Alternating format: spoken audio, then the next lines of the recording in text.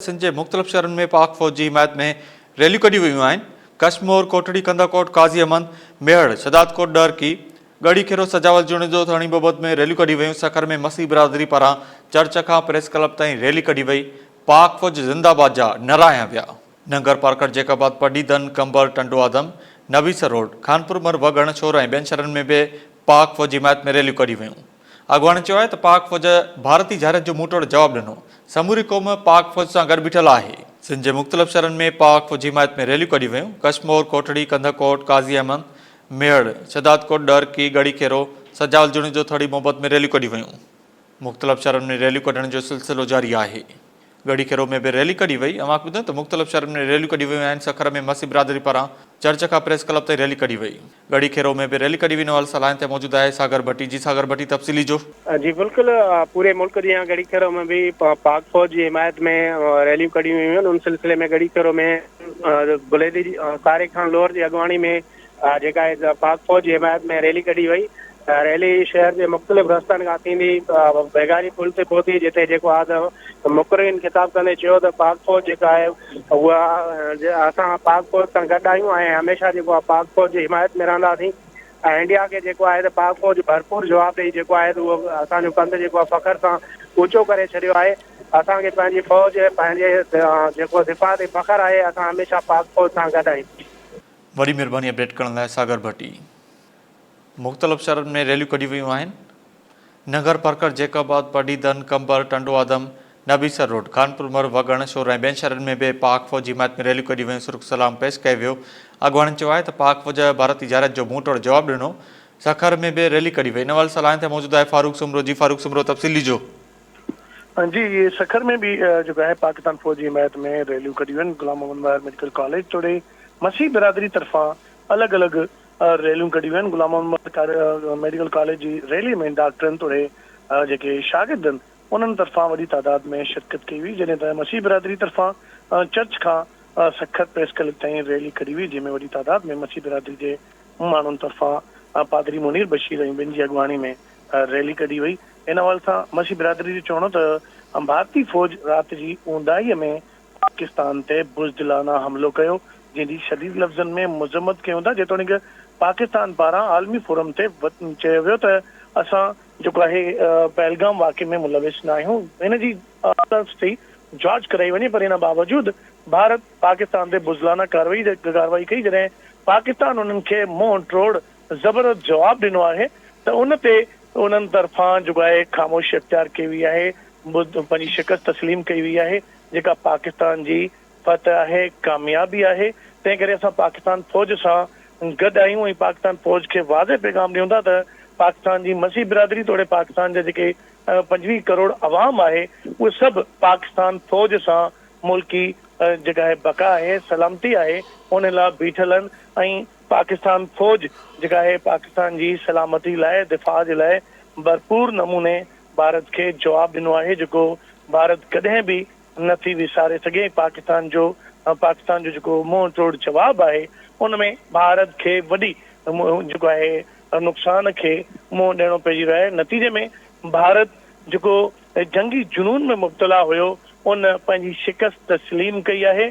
उन मुज़ाहिरीन तरफ़ां रैली में शिरकत करण तरफ़ां पाक फौज जिंदाबाद, पाकिस्तान जिंदाबाद तोड़े आर्मी चीफ जी हिमायत में ज़ोरदार नारेबाज़ी कई वई।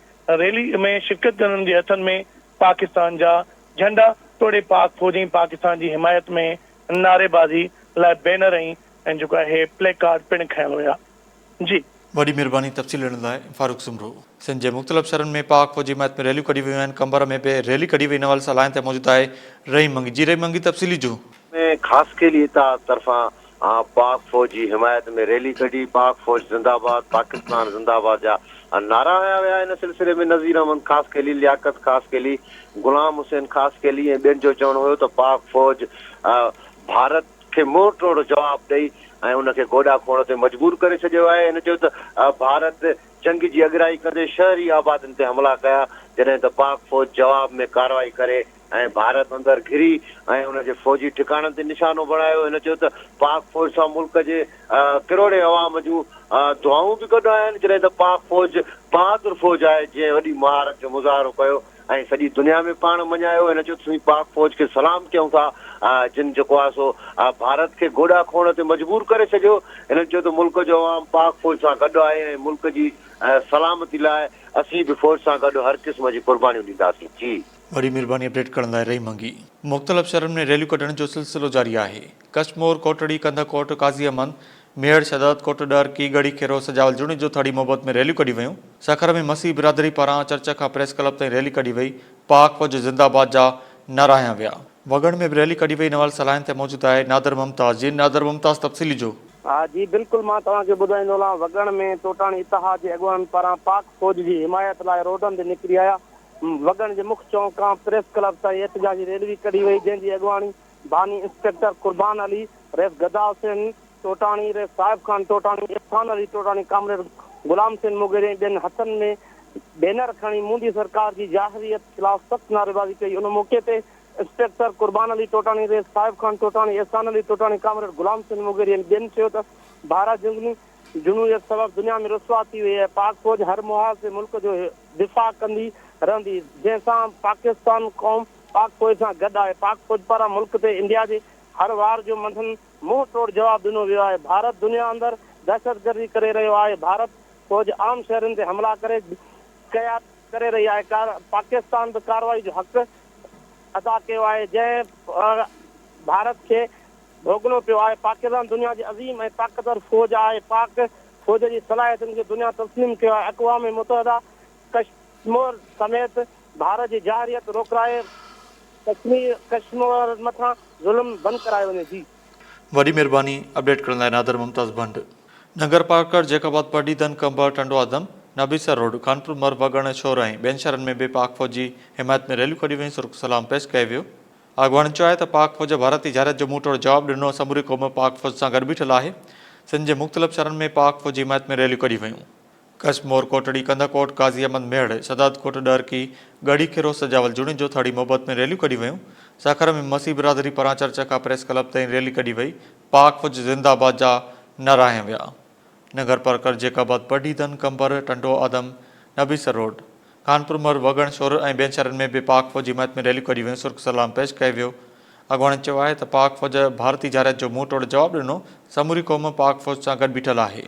मुख़्तलिफ़ शहरनि में रैलियूं कढण जो सिलसिलो जारी आहे। सिंध जे मुख़्तलिफ़ शहरनि में पाक फौज जी हिमायत में रैलियूं कढी वयूं। कश्मोर, कोटड़ी, कंदकोट, काज़ी अमन, मेहड़, शहदादकोट, डरकी, गढ़ी खेरो, सजावल जुणी जो थाड़ी मोहब्बत में रैलियूं कढी वयूं।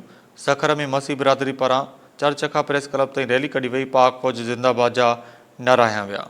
नंगर पार्कर, जैकाबाद, पडीदन, कंबर, टंडो आदम, नबीसर रोड, कानपुर मर, वगड़, शोर ऐं ॿियनि शहरनि में बि पाक फौज जी हिमायत में रैली कढी वई। पाक फौज भारती जारियत जो मुंहुं तोड़ जवाबु ॾिनो। अॻवान चयो त समूरी क़ौम पाक फौज सां गॾु बीठल आहे। सिंध जे मुख़्तलिफ़ शहरनि में पाक फौज जी हिमायत में रैलियूं कढी वयूं आहिनि। रैलियूं कढण जो सिलसिलो जारी आहे। कश्मोर, कोटड़ी, कंदकोट, काज़ी अमन, मेहड़, शहदादकोट, डरकी, गढ़ी खेरो, सजावल जुणी जो थाड़ी मोहब्बत में रैलियूं कढी वयूं। सखर में मसीह बिरादरी पारां सेंट सेवियर चर्च खां प्रेस क्लब ताईं रैली कढी वई। पाक फौज ज़िंदाबाद जा नारा हयां विया। नगर पार्कर, जैकाबाद, पडीदन, कंबर, टंडो आदम, नबीसर रोड, कानपुर मर, वगड़, शोर ऐं ॿियनि शहरनि में बि पाक फौज जी हिमायत में रैली कढी वई। अॻवान चयो आहे त पाक फौज भारती जारियत जो मुंहुं तोड़ जवाबु ॾिनो। समूरी क़ौम पाक फौज सां गॾु बीठल आहे। मुख़्तलिफ़ शहरनि में रैलियूं कढण जो सिलसिलो जारी आहे। सिंध जे मुख़्तलिफ़ शहरनि में पाक फौज जी हिमायत में रैलियूं कढी वयूं आहिनि। जैकाबाद में भी रैली कढी वई। नवाल सलाइन ते मौजूद आहे अब्दुल गनी खोसो। जी अब्दुल गनी खोसो, तफ़सीली जो। जी बिल्कुलु, भारतीय जारियत ऐं जेका आहिनि पाक फौज सां यकन कंदाणी जी अॻुवाणी में कढियो, जंहिंमें जेका वॾे अंग में शहरनि में शिरकत कई। जेका रैली मुख़्तलिफ़ रस्तनि खां थींदे प्रेस क्लब ॾाढो पहुती। उन मौक़े ते जेको आहे अॻुवाणी ने ख़िताब कंदे चयो त भारत खे जेको आहे मुंहुं जो जेको आहे ॾिसणो पियो आहे। उन चयो आहे त पाकिस्तान जी जेके पंहिंजे दिफ़ा में भारत जा जेके वॾी महिरबानी अपडेट करण लाइ अब्दुल गनी खोसो। अवांखे ॿुधायो त मुख़्तलिफ़ शहरनि में रैलियूं कढण जो सिलसिलो जारी आहे। कश्मोर, कोटड़ी, कंदकोट, काज़ी अमन, मेहड़, शहदादकोट, डरकी, गढ़ी खेरो, सजावल जुणी जो थाड़ी मोहब्बत में रैलियूं कढी वयूं। अवांखे ॿुधायो त थर में भी रैलियूं कढी वयूं। नवाल सलाइन ते मौजूद आहे नगर पार्कर खां फैज़ खोसो। जी फैज़ खोसो, अपडेट कजो। जी बिल्कुल, नगर पार्कर बसांकोट रियल में पाक फौज सां इज़हार एकजुटी तौर हिंदू बिरादरी पारां रैली कढे पाक फौज जी हिमायत में नारेबाज़ी कई। कैलाश कोहली मेलो कढी जी अॻुवाणी में रियल बस स्टॉप खां रामा पीर मंदर ताईं सवे माण्हुनि पारां रैली कढे पाक फौज ज़िंदाबाद, पाकिस्तान ज़िंदाबाद जा नारा आया। रैली में तहरीक इंसाफ सिंध जे सदर हलीम आदिल शेख, आफ्ताब कुरैशी, सीनियर नायब सदर अमीनुल्लाह खान, यूसी वीरावा चेयरमैन कुर्बान खासकली, अमानुल्लाह सेबो समेत सवे माण्हुनि शिरकत कई। जॾहिं हलीमा दिलि शेख थियो त असां सभु पाकिस्तानी मुतहिद आहियूं, अमन चाहियूं था। जेकॾहिं जंग बढ़ी वई त मोटो जवाबु ॾींदासीं। अॻवान चयो त पाकिस्तान जी बहादुर फ़ौज ते फ़ख़्रु महसूसु करूं था, जंहिं दुश्मन खे हर वक़्तु मोटो जवाबु ॾिनो ऐं असां पाक फ़ौज हर क़दम गॾु आहियूं। जॾहिं त रैली में पाक फ़ौज ऐं मुल्क पाकिस्तान जी ख़ुशहाली ऐं सलामती ऐं सरबलंदी लाइ दुआ पिणु घुरी वई। जी वॾी महिरबानी अपडेट करण लाइ फैज़ खोसो।